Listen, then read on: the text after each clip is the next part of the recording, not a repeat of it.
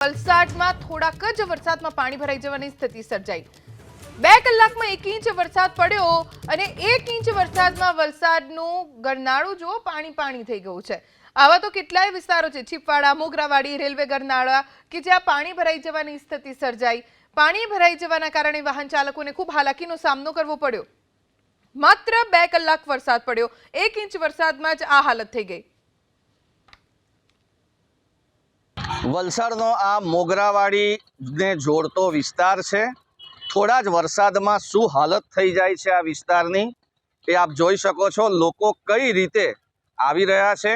આ જે રેલવે ગરનાળું છે એની પાછળ ખૂબ મોટી સંખ્યામાં વસ્તી છે। 2 વોર્ડ આવેલા છે નગરપાલિકાના, એટલે સમજી શકાય કે કેટલી મોટી વસ્તી હશે। અને એ લોકોનો આ એકમાત્ર એવો રોડ છે જ્યાંથી તેઓ ઇઝીલી આવી જઈ શકે છે।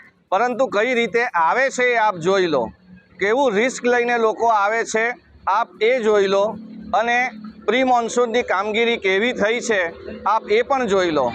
તંત્રની બેદરકારી કેવી છે એને પણ આપ સમજી શકો છો। कैसे आए आप?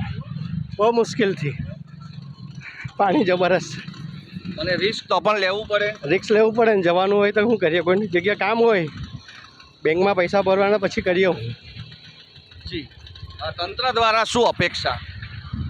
કંઈક થઈ જાય તો સારું થાય તો સારું એમ। જી, લોકોની અપેક્ષાઓ એ છે કે અહીંયા જલ્દીથી કોઈ નિર્ણય લેવાય, એટલીસ્ટ મોટર પણ મૂકી હોત તો આ પાણી ખેંચી લેવાયું હોત। પરંતુ અત્યારે નગરપાલિકા પણ હાવ નધણિયાતી છે અને સ્થિતિ આપ સમજી શકો છો કે નિર્ણય લેવાવાળું કોણ અહીંયા, એ પણ પ્રશ્ન મોટો છે।